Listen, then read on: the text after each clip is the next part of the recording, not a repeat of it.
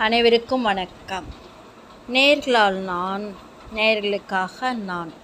வி.எஸ். ரோமா.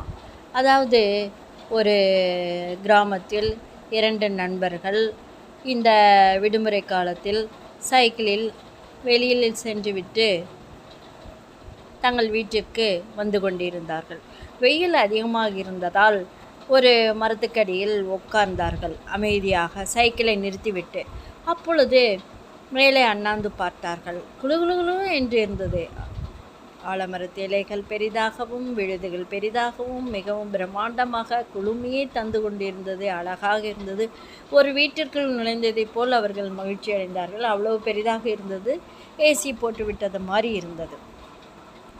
ஒரு நண்பன் அண்ணாந்து பார்த்துவிட்டு, இது என்ன, இவ்வளோ பெரிய மரம் இருந்து ஒரு காய் கனி பூ ஒன்றுமே இல்லையே அப்படி என்றான். இன்னொருத்தன் மௌனமாக இருந்தான்.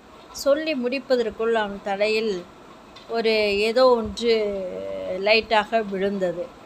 விழுந்தோன்னே, இது என்ன இலையா, இது என்ன காயா, தலையில் விழுந்தோன்னே இப்படி வலிக்குதே, இத்தினூண்டு பட்டதுக்கே, வேறு ஏதாச்சும் பெரிய பழங்களாக ஏதாச்சும் இருந்ததுன்னா தலையில் பட்டதுன்னா மண்டை உடஞ்சிருக்க மாட்டிருக்குது, நாம் இங்கே ஆஸ்பத்திரிக்கு எங்கே போகிறது போ அப்படின்னு சொன்னான். இதிலேருந்து என்ன தெரிஞ்சு கொள்கின்றோம், அதாவது எதை ஒன்றையும் நாம் அலட்சியமாக பேசக்கூடாது, ஏளனமாக பேசக்கூடாது.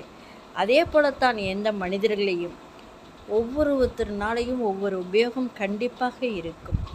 எந்த மனிதர்களும் எந்த இயற்கை படைப்புகளும் நமக்கு உதவியை கொடுக்கும். ஆகவே நாம் அலட்சியப்படுத்தக்கூடாது. நம்மால் இது இயலுமா, நம்மால் மற்றவர்களுக்கு ஏதாவது செய்ய இயலுமா என்று தான் யோசித்து பார்க்க வேண்டுமோ ஒழிய நாம் மற்றவர்களை இழிவாக பேசுவதில், அலட்சியமாக பேசுவதில் முக்கியம் கொடுத்து வாழக்கூடாது. மனிதனாக பிறந்தவனுக்கு சிந்திக்கும் திறன் வேண்டும். சிந்திக்கும் திறன் இருந்தால் இந்த மாதிரியெல்லாம் நாம் பேச மாட்டோம், நாம் நடந்து கொள்ள மாட்டோம். இதிலிருந்து என்ன தெரிகின்றது, ஆண்டவனுடைய படைப்பில் அனைவரும் உபயோகமே.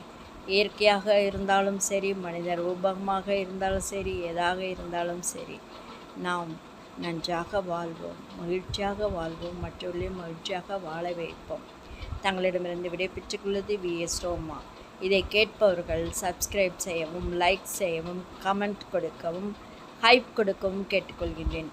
ஹைப் இப்பொழுதெல்லாம் அங்கே வருகின்றது. அதை ஒரு டச் பண்ணி செய்துவிட்டால் உங்களுக்கு என்ன, அவ்வளோ ஒன்றும் பெரிய பாரம் இல்லையே, அது எனக்கு உபயோகம் தானே. அப்படி செய்ய வேண்டும். யூடியூபர்ஸ்க்கு அது உபயோகம். கண்டிப்பாக இதெல்லாம் செய்யும்படி கேட்டுக்கொள்கின்றேன். அப்படி செய்வதற்கு என் மனமார்ந்த நன்றியை தெரிவித்துக் கொள்கின்றேன். வணக்கம். வி.எஸ். ரோமா.